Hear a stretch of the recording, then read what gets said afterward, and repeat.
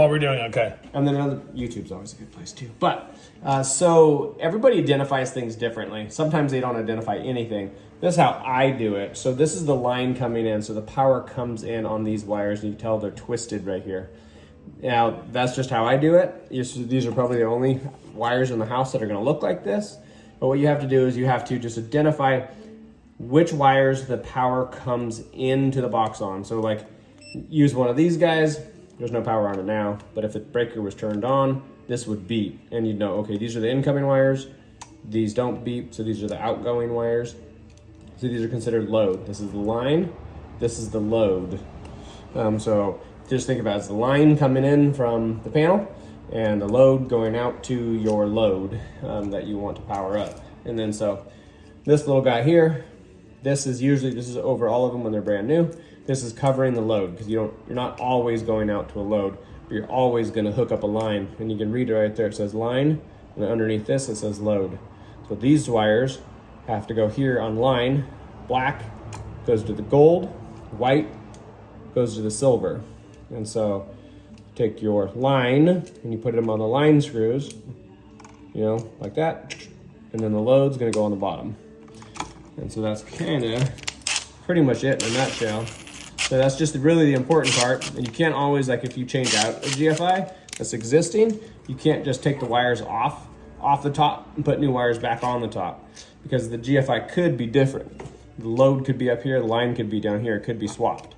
So you always have to read your device and know which is the line and which is the load, because that's one of the most common mistakes when people are changing them out.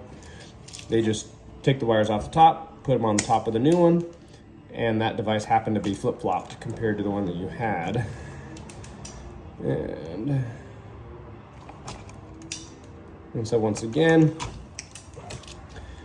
I just always do my ground first, just because that's how I like to do it, but that doesn't matter. Do it however you want. But we know that this is the line. Line's on top. So black for the line. Sometimes, especially if you're not super experienced, I find it's easier just to do them one at a time. Do the line first, then the load, so that way you're not crisscrossing or mix matching.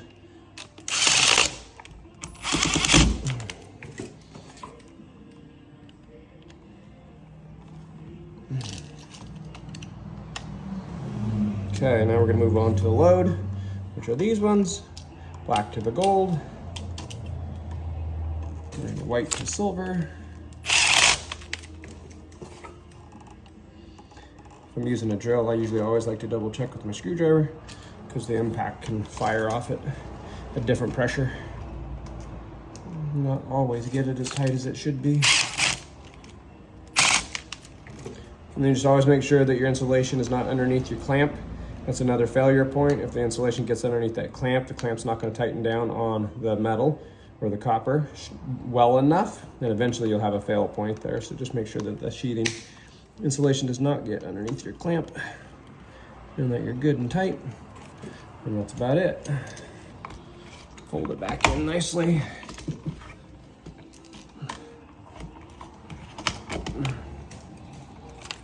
And it looks like that might need a little bit of the bottom one looks good.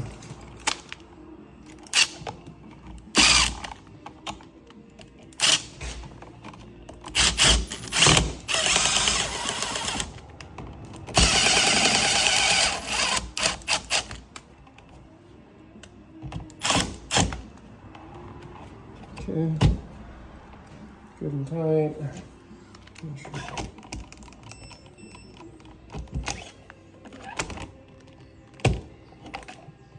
To make sure it's semi-level. Okay.